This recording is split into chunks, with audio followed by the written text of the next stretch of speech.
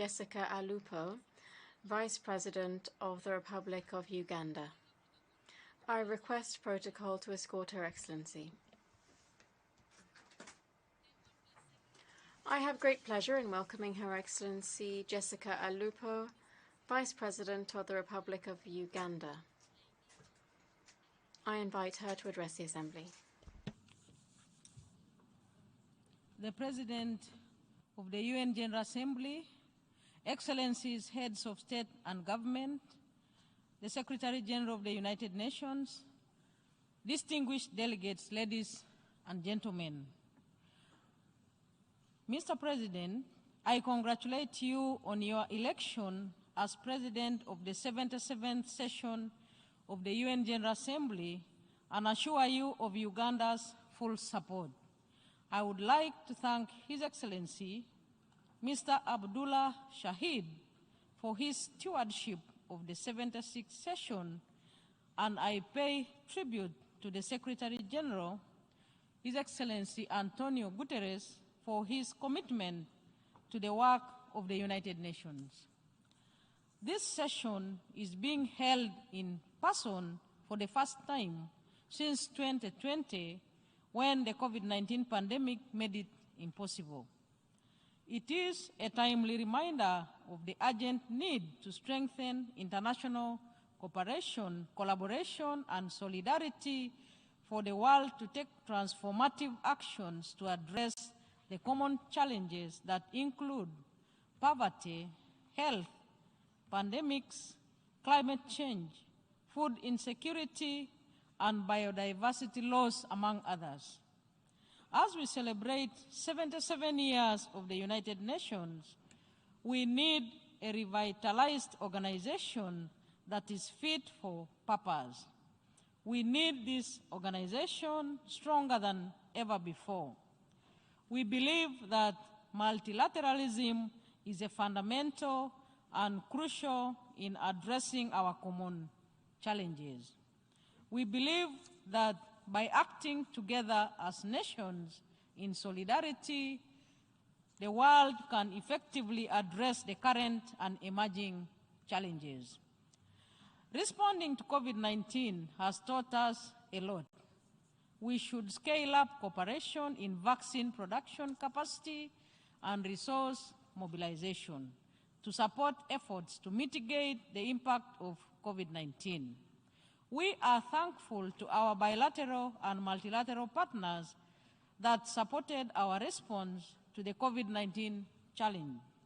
Mr. President, the government of Uganda attaches importance to the 2019 Agenda for Sustainable Development and continues to register progress in its implementation. It has continued to strengthen institutional coordination to achieve the 17 Sustainable Development Goals, and the National SDG Secretariat has been strengthened to support the coordination architecture to ensure that the country stays on track in implementing the SDGs. The government of Uganda has fully mainstreamed the SDGs in the National Development Plan and is working together with the UN family and other stakeholders. This will sustain and strengthen collaboration with all actors. However, effective implementation of the agenda will require support in areas such as transfer of technology, capacity building, and financing. Mr. President, climate change remains one of the greatest challenges of our time. Our collective effort to fight climate change is an irreversible process that must continue. However, we must note that despite contributing an insignificant amount of global greenhouse gas emissions, the African continent, like many developing regions of the world, suffer the effects of climate change to a disproportionate degree. Uganda, for instance, continues to experience prolonged droughts, melting of ice caps at its highest mountain, Mount Rwenzori, floods, erratic rainfall patterns, and landslides. But like His Excellency, President Yoweri Kaguta Museveni has said before, the climate change problem is almost a result of irresponsible and sometimes greedy human actions. Likewise, if underdevelopment persists, we should forget about conserving the environment. It is regrettable and hypocritical that some of the regions and nations that mismanage the environment and are disproportionately responsible for global warming have embarked on a rigorous campaign to thwart efforts of other countries to responsibly and sustainably develop the oil and gas sectors. Our view is that development should be environmentally friendly, inclusive, and provide benefits for all. It should leave no one behind. Uganda has continued to scale up investments in climate adaptation and mitigation measures. In particular, increasing access to clean energy to enhance production and increasing forest and wetland cover, among other interventions. Climate change actions must uphold the principle of equity and common but differentiated responsibilities consistent with national context. We therefore urge the developed countries, in line with the Paris Agreement, to fully deliver on the $100 billion goal commitments per year to assist developing countries in their climate change actions to mitigate the adverse effects. Mr. President, South-South cooperation, a framework of international cooperation within the Global South, continues to play a vital role in supporting developing countries in their efforts to address interlocking challenges. We applaud countries in the Global South for their solidarity in responding to global challenges. Uganda will continue to work and support the strengthening of the North-South, South-South, and triangular cooperation with the United Nations.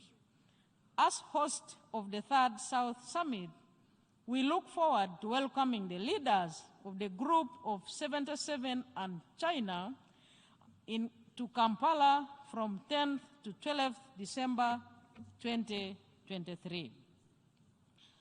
Mr. President, the world is currently facing many challenges that undermine international peace and security.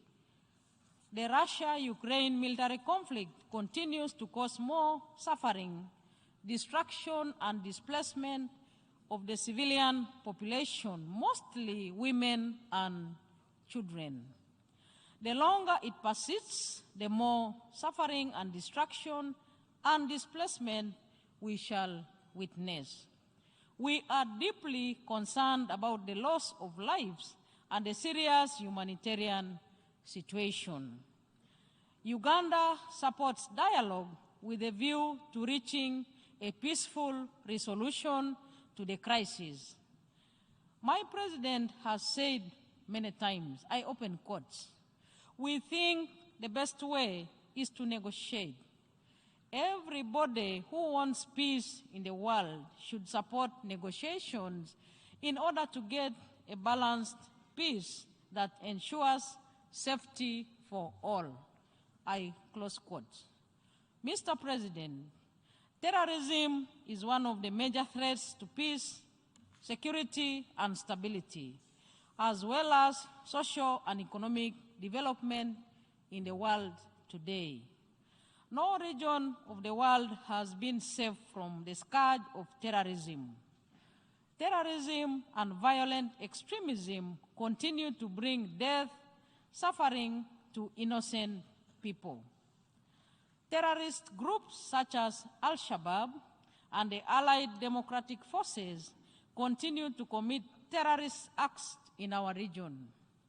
As a community of nations, we must be unwavering in our resolve to prevent and combat terrorism in all its forms and manifestations.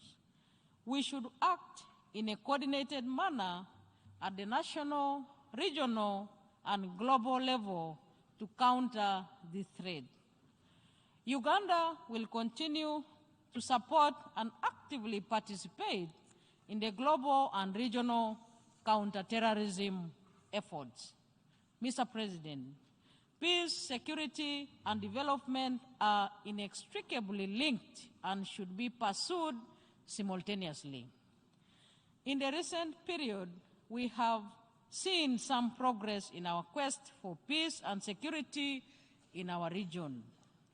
Uganda, working with partners in the region and beyond, continues to support and advance peace and security efforts in the region. We remain actively involved in the regional initiatives such as those of the African Union, the Intergovernmental Authority on Development, East African Community, International Conference on the Great Lakes region, and are encouraged by the progress that we are making and continue to make. We believe that long-term and sustainable solutions lie in these collaborative processes. The international community and the United Nations in particular should therefore continue to support conflict prevention initiatives undertaken by this regional and sub-regional organization. Experience has shown that when and where this happened, the chances of success have been very high. The conflicts in our region and beyond have led to an inevitable refugee influx into Uganda. Currently, we have over 1.5 million refugees in the country, the largest refugee population on the continent of Africa and the third largest in the whole world. We are committed to working with the refugee-sending countries, regional and international partners to address the causes of the refugee crisis. We urge the international community to continue supporting our efforts in the region in this direction. Mr. President, the need to reform the UN Security Council is now more urgent and imperative than ever before. The present geopolitical realities are more compelling for a comprehensive reform of the Security Council to make way for equitable representation.